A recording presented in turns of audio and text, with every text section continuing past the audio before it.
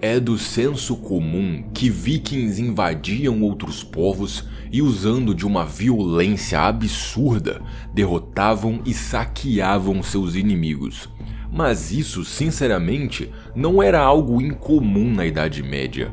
Várias civilizações travaram guerras violentas antes e depois da existência do povo nórdico. Então, por que eles eram tão temidos a ponto das pessoas acreditarem que eram verdadeiros demônios? Por que eles faziam essas invasões? E indo além nas perguntas, numa época onde não existia bússola, como eles navegavam para fazer esses saques em outras regiões e depois voltavam para casa? Senhoras e senhores, eu sou o Daddy Jack e espero que esteja tudo bem com cada um de vocês. Nesse vídeo, iremos responder essas perguntas e descobrir ainda algumas outras curiosidades sobre essa cultura tão prestigiada nos dias atuais. Como e por que os vikings invadiam outros povos? A história de hoje está sendo patrocinada pelo game Conqueror's Blade. Não existiria hora melhor para isso, afinal o game está recebendo uma atualização Viking, batizada de Helheim. Conqueror's Blade é um jogo de estratégia em tempo real, onde você controla o seu personagem, que é um comandante, e também as suas unidades, as suas tropas. O jogo é gratuito, existem várias modalidades, sendo a principal as batalhas de cerco mesmo, e com essa atualização estão chegando muitas coisas com a temática viking. Tu já se imaginou comandando a sua própria frota de saqueadores nórdicos? Se você ficou interessado, então é só clicar no link da descrição e usar o gift code que está aparecendo aí na tela. O povo, que hoje é conhecido como Viking, viveu entre os séculos 8 e 11. Eles residiram no norte da Europa, e isso foi ao mesmo tempo um grande problema e o motivo do auge dessa civilização. Acontece que o solo das terras nórdicas é infértil. Apesar de sim terem existido muitos camponeses, na verdade os camponeses formavam a maior parte da população, essa civilização não teria tido nem metade da sua importância se dependesse apenas disso, da agricultura nessas terras improdutivas. Então, para formar uma cultura mais autônoma e mais próspera, o povo viking foi buscar riquezas fora dessas terras. E é aqui que começa a ligação direta desse povo com o mar, com a navegação. Eles eram incontestavelmente um povo do mar, estavam entre os melhores navegadores de sua época, e podemos dividir esse tópico em 3 pontos. Primeiro, o comércio. Os vikings eram verdadeiros comerciantes e não usavam seus barcos apenas para fazer invasões. Eles faziam negócios com todas as outras civilizações dos arredores além mar. O comércio de itens da agricultura, da pesca, matéria-prima para outros produtos e até mesmo o comércio de escravos. O segundo ponto é a exploração. Talvez a atividade mais pacífica entre as 3 que vamos abordar aqui agora. Se as terras do norte da Europa são improdutivas, por que não buscar e povoar outras? Os vikings conseguiram estabelecer várias colônias pela Europa e além dela, chegando até mesmo no Canadá, por incrível que pareça. O terceiro ponto, enfim, é a invasão. Essa foi a maneira utilizada pelos vikings mais arriscada, porém consequentemente a que trazia resultados mais rápidos: invadir monastérios, vilarejos ou até mesmo assentamentos maiores, saquear de lá literalmente todas as riquezas possíveis e ainda capturar algumas pessoas como escravas.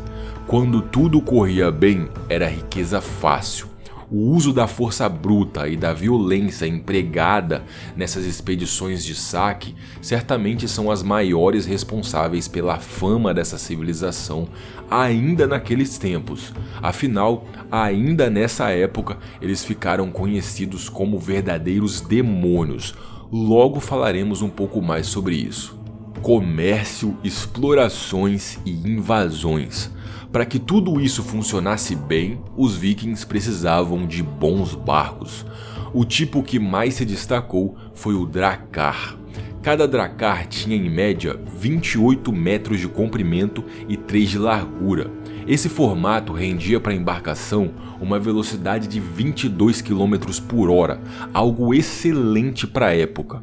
Com ele, também era possível navegar tanto nos mares abertos quanto entrar em rios, mesmo nos mais rasos. Detalhe que era uma mão na roda em certas invasões. A capacidade era para 40 tripulantes. E por fim, todo drakkar tinha adornado em sua proa uma cabeça de dragão esculpida em madeira, algo que, acreditem, aterrorizava qualquer um que já houvesse escutado sobre as histórias dos demônios que vinham do mar. Existe ainda mais uma tecnologia muito interessante utilizada pelos vikings para navegação: as Pedras do Sol, Solarstein em islandês. Perdão se eu tiver pronunciado errado.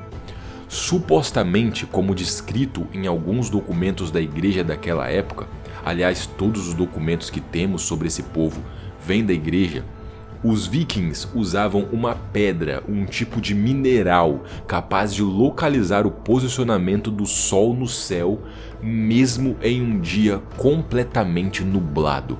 Parece mágica, mas não é. Eles utilizavam cristais de calcita, que de fato possuem a capacidade de revelar a posição do Sol através de uma luz difusa, sutil, mas o suficiente para garantir que os vikings tivessem uma boa navegação durante as viagens. Recurso incrível e que nos dá mais uma resposta de por que eles estavam entre os melhores navegadores de sua época. Com tudo isso explicado, temos todos os motivos e as ferramentas para os vikings fazerem suas invasões. Lindisfarne era uma pacífica ilha, habitada predominantemente por camponeses, pastores e os monges católicos do mosteiro que também existia ali. A pacata ilha estava distante do continente, distante dos conflitos políticos, das guerras. Podia-se dizer que era um paraíso na Terra. Isso tudo acabou no ano de 793, quando um certo navio com cabeça de dragão se atracou na orla da ilha. Lindisfarne não tinha muralhas, nem soldados ou qualquer tipo de defesa. Toda a proteção daquele lugar vinha meramente da crença cristã, da religiosidade. Era um lugar sagrado que ninguém com fé ousaria profanar. Mas os pagãos não tinham fé, ao menos não nos mesmos santos da igreja. Os vikings trouxeram para aquela ilha uma tempestade de aço, uma chuva de sangue e levaram embora todo o ouro e a prata que existia ali. Criaturas com coragem o suficiente para causar tanto sacrilégio num lugar tão sagrado só poderiam ser demônios, correto? Foi assim que a igreja passou a descrever os vikings em seus documentos, a cada invasão, como demônios que vinham do mar. O ataque a Lindisfarne é a primeira invasão viking da qual temos conhecimento. Um ataque rápido a uma ilha desprotegida e humilde.